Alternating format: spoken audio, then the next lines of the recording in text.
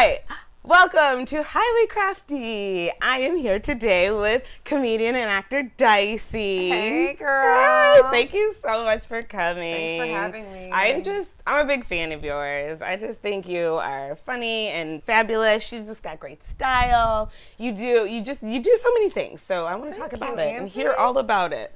Yes. We can smoke on this blunt. Oh. Here, would you like to light it? Sure. It's a green label blunt. I got it from the Cannabis Cutie did a little book club retreat. It was so much fun.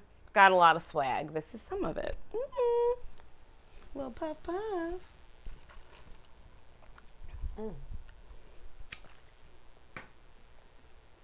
Yes. Oh yeah. So I want to hear about the first time that you smoked weed. Do you remember, like, the first time? Oh, yes. Well, getting high. Let's say getting high, because sometimes people don't get high on the first time. That's true. That's some fire. I was with my cousins in Houston the first time. Family. That I smoked. Yeah, it was really cool. And it didn't help that we saw a UFO that same weekend. No, it was for real. It was a UFO, okay? Listen, I'm not lying. Okay. I want to believe you, but I'm also like... We're not the only cars pulled over. It was like super late because my cousins didn't really have a curfew. And they live in Houston. You know, where Nessa is already. Yeah. And so it was Highway 6. Some of y'all, if y'all are from Houston, you know Highway 6 in Missouri City. We were riding down Highway 6. And it was a big field at the time. Now I think it's all built up. But girl, when I tell you, we saw a saucer, bitch. I'm not lying. It was a saucer. And we were not the only cars pulled over. We were like, I mean, literally, I thought I was tripping. Because like, I'm like, this good. Wait a minute. No. I'll call my sister right now, which she was just as high smoking the same weed.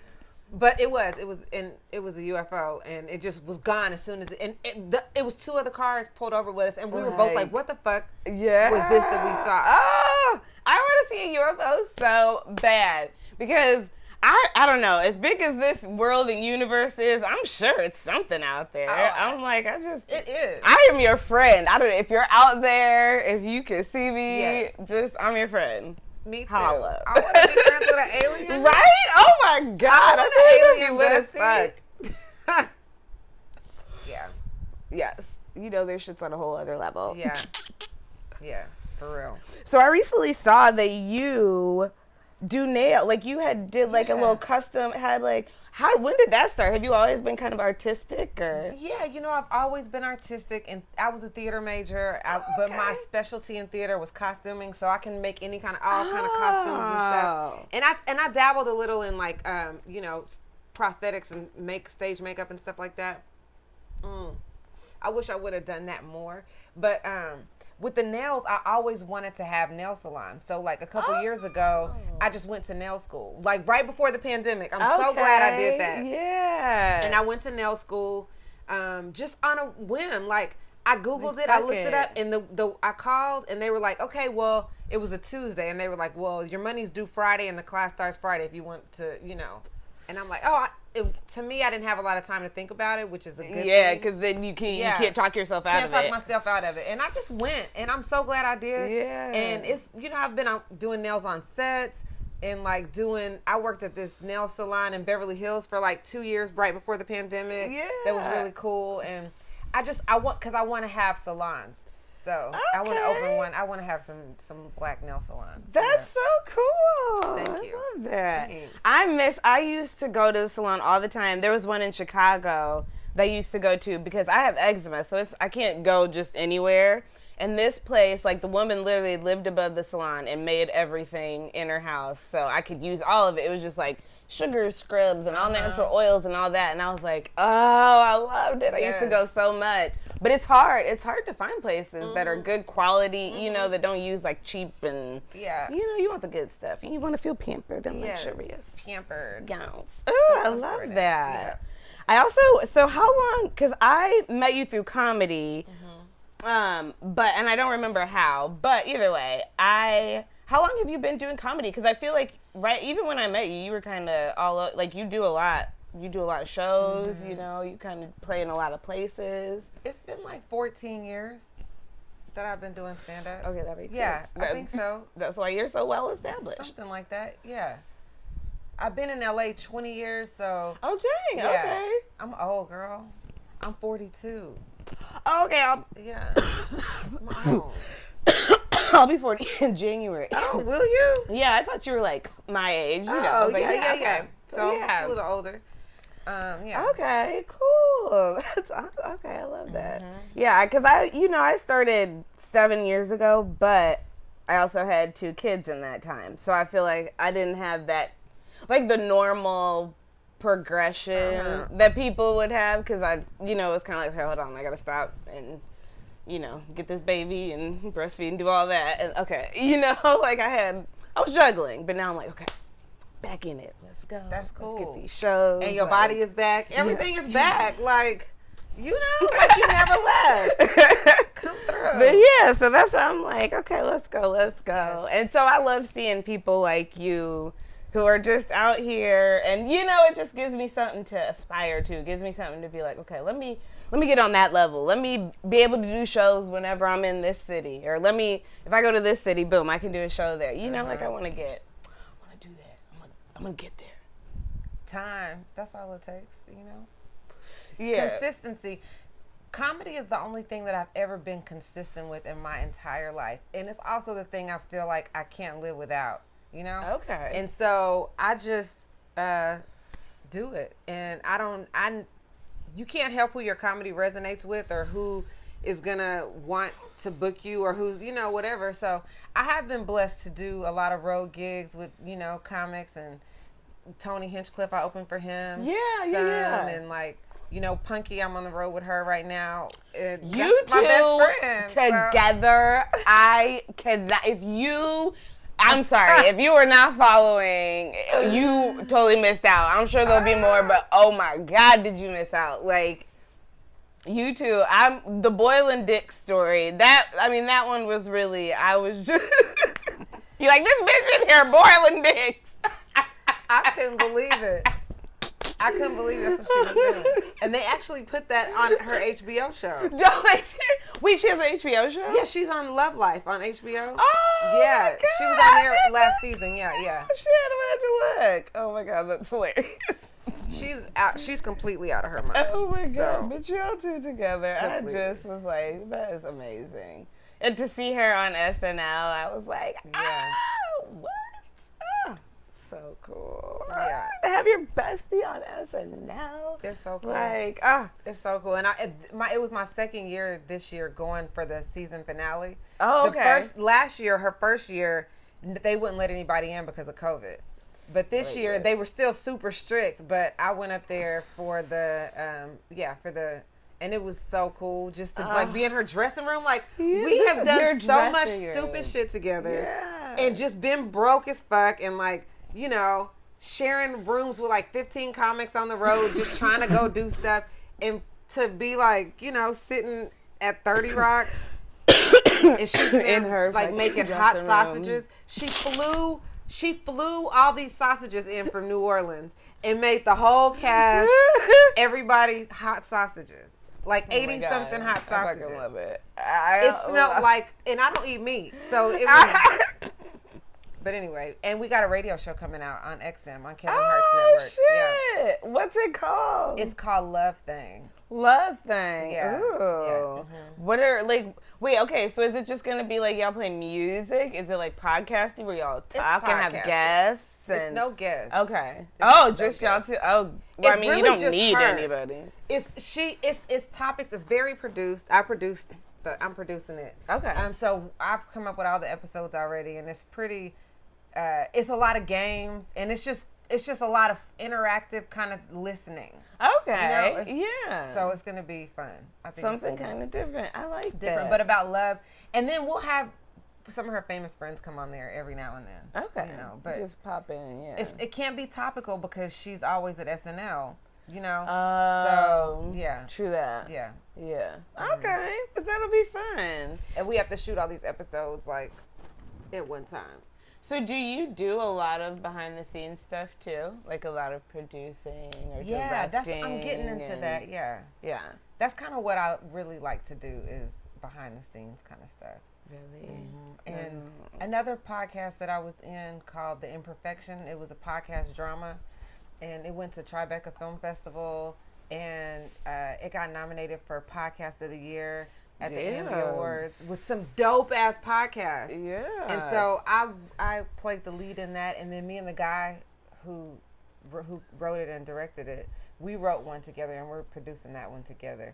Okay. And it's gonna be pretty cool too. It's gonna be, and I couldn't believe that this shit did that. Yeah. Like what? I got to go to Tribeca. Amazing. It was so fun. Yeah. Yeah, that you're in that's good that you're in a position to be able to like have these projects come to fruition, and you get to see the whole process. Yeah, it's fun. You know, after being here 20 years, it's just at a certain time, if you don't give up, it's gonna happen for you. It's just Somebody told me that early on when I moved to LA. They were like, as long as you don't give up, you'll get everything you want. And it's 20 years later. Yeah. But a lot of it is happening. I mean, it feels true too. It just feels like whenever I'm at that point, whether it's with highly crafty, like, okay, I'm done making stuff. Nobody's buying shit. Let me stop making. And then somebody's like, hey, would you want to do this? And I'm like, you know what, universe? Yeah. But you're also very consistent. Yeah. So, and I think that's it. And you figured your brand out and your voice kind of, Yeah. I think being a high mom is like super cool. Do you get any backlash from that? I mean, I haven't. I know that some of the moms who have bigger followings and bigger platforms, they kind of get some hate. But for me, I just have a lot of support. And honestly, there may have been like a comment here or there, but I'm educated. And like, I can usually shut down everything. Mm-hmm. You know what I mean? So I think for me, it's like, I want it. I'm like, please somebody come out with me some nonsense. Please come say something to me. Because it's like I am so educated on this subject and I know my shit, and like my shit's locked up in my house right now. Like me and my husband both have keys on our keychain to lock it up. Yeah, and so it's like, say something. Go ahead. Yeah. You're responsible as fuck with it. Like, and plus it's nothing, you can't really be irresponsible with it. Exactly. Somebody was like, what happens if your child eats some of your weed? And I was like, nothing. They taste gross weed. I was like, you have to decarb it before it is psychoactive. Like it has to be heated.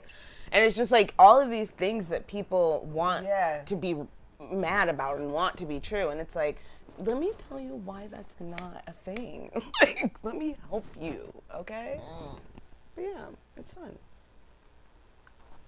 So do you, now, Dicey, since if you don't follow her, her family has an awesome compound in Texas, and you grow all this food, you hang out, you guys, is everyone in your family performers? Because when when you watch your stories, it feels like everyone's like, it feels like everybody is ready. They're like, oh, camera, what, but is it just, that's how y'all are? That's just...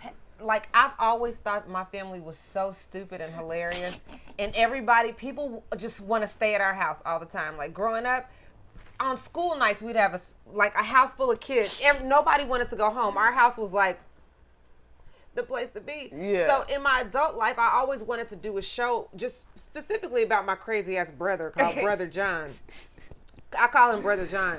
And so, Brother John. John is nuts. He is completely out of his mind, and he's special.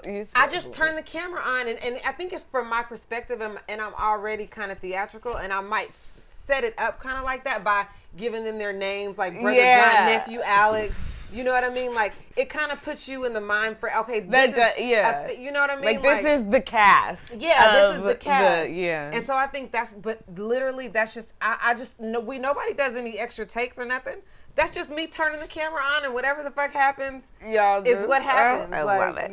So, yeah. Just naturally entertaining and it's lovely. Fun. It's fun there. Y'all got to come visit. Whenever you're in Texas, let me know. For sure. I think I've only been to Texas once, maybe. Oh. I've never really been. So I got to go. Yeah. Because I remember during the pandemic, everybody was going to Austin. Yeah. Everybody was like, hey, let's go. How far is Austin from Houston?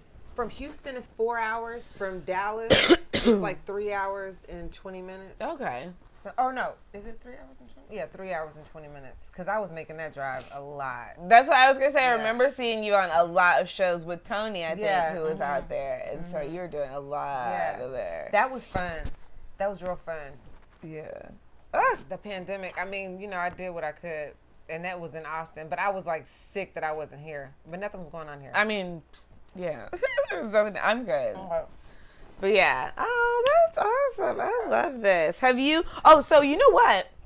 I remember you used to do like fashion posts of like your outfits and like your thrift finds, but then you kind of stopped doing that. I did. You know what? And I loved the fashion because there was, you always had some little cute little oversized blazers. I appreciate you for saying that. Because I've really been trying to figure out how to get back into doing it. I have a storage unit just about full of vintage clothes. And a lot of the stuff hasn't even been seen, worn. Like, if some of it will fit you, I should give you some shit, girl. Like, really cute. Go crazy in that. Yeah. You'd be like, you should come model some stuff. I will. Yeah. Like, I always wanted to be a model. Oh my God, dreams come true in LA. Okay. Yes, they do. For real. If you hit me up about that, you could for sure. We could. Yeah. Okay. We'll get makeup. I'll do get a makeup artist, because I want to do some photo shoots with black girl magic, but not so corny. Yeah. You know, like old school kind of natural hair. Badass in black. I'm gonna take these out and then these braids and just wear my fro or something. You know, or just put my own braids. Your hair is long, isn't it? It's kind of long. It got long. You know what? Because I feel like I saw something where you were doing a twist out, and I was like, God damn, damn. Mine's like eternally here. It just stays here. I probably need to trim. Do you know what Oh yeah, you said you're good. So my hair was stuck like right here. Yeah. And I started using rice water.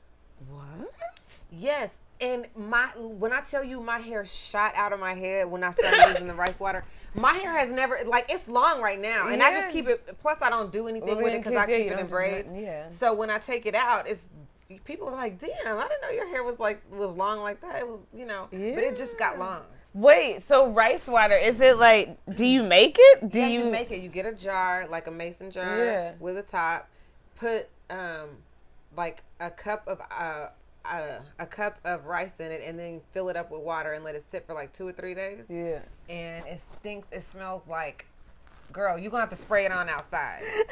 What I do is I section my hair into 4 pieces and then get a spray bottle, spray it, comb it, spray it in, and then I leave it. I put a cap on for like an hour, and then I come back and put like some cholesterol or some real thick conditioner in it for another couple hours. Yeah. Over the rice. Yeah, you don't rinse it out.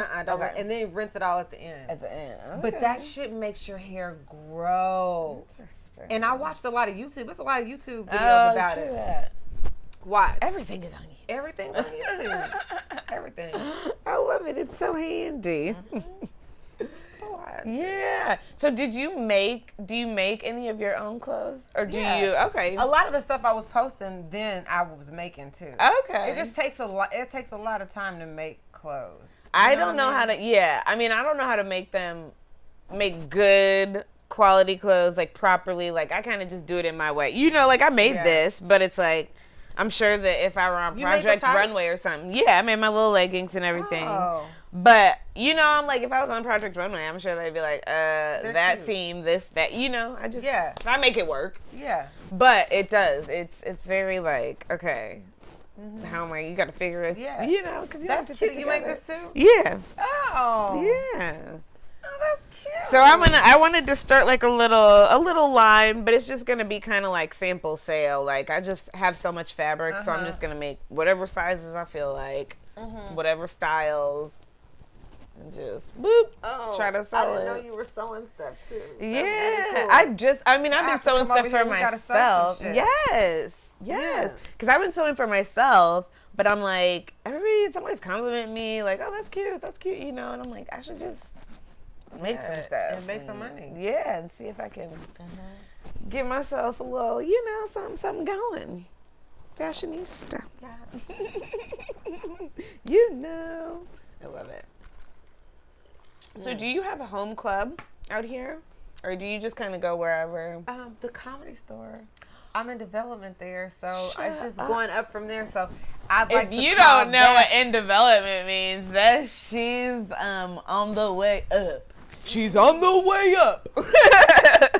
I think that's awesome. Yeah, I think that would be my home club. Yeah. Well, yeah, you're fucking in development there. That's your home club. Yeah. That's really dope. And even if I wasn't in development there, I would still claim the Comedy Store as that because, first of all, just the history behind it. Yeah. Secondly, it's just, it feels just like home there. Like they don't trip with the comics about hanging out there like they do at a lot of the comedy clubs. Yeah. You can't just go hang out at the Laugh Factory. That's true. It's hard they to don't hang out want there. You they don't there. really. Yeah. But it's just easy for you to hang out there. Yeah. And there's a lot of nooks and crannies at the Comedy Store where you can just go and relax and true that improv too. Mm-hmm.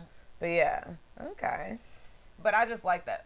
But they don't trip for comics about sitting in the back at shows. You know what I mean? Like sometimes at the improv they might trip a little bit, you know. But you can just go in any show if you're a comic there. Wait, you can? Where, at the Comedy Store? Yeah. Yeah, you just walk in the back and just go sit back there. Girl, I sat around there for like 3 or 4 years before I even got up at the Comedy Store, or before I even put my name in potluck or anything. I just was watching just to see, because I just felt like I didn't have a lot of chances to like fuck up there. Yeah. And I was like, I want to be good. I just saw a bunch of people going up there that, you know, they just wanted to go get up and work stuff out. And I don't think you work shit out at the Comedy Store. Yeah, like you gotta be ready. You gotta be ready. And that used to piss me off when people have notebooks and shit, and I'm like, come on now, we're at the Comedy Store. Like, what are you doing? What are you really doing? I would never take paper up there. Like, yeah. Anyway, so that would be considered my That's so dope. Yeah. That paid regular is like the gig to like get. Like, who knows how long it'll take? But just to know but you're on the track. Just to know that I'm on that track is super cool, and it's validating, and it means a lot that my sacrifices haven't been in vain, because it is a huge sacrifice. Oh my! To be here, you know what I mean? No, to be in LA is a huge ass sacrifice. Yeah. Well, to pursue comedy, just in general, is a big sacrifice to just a lot of things, you know, like not only just life, money, like time, even sometimes your sense of self, your boundaries and shit. It's like, you just got to let go of that sometimes just in the name of comedy. You just got to get shit done. Yeah. Oh, good for you. Yeah. Well done, Dicey. So, do you feel like you are ready to get crafting now? Let's get crafting. Yes. All right. So, we are going to head over to the crafting corner. We will see you in a minute.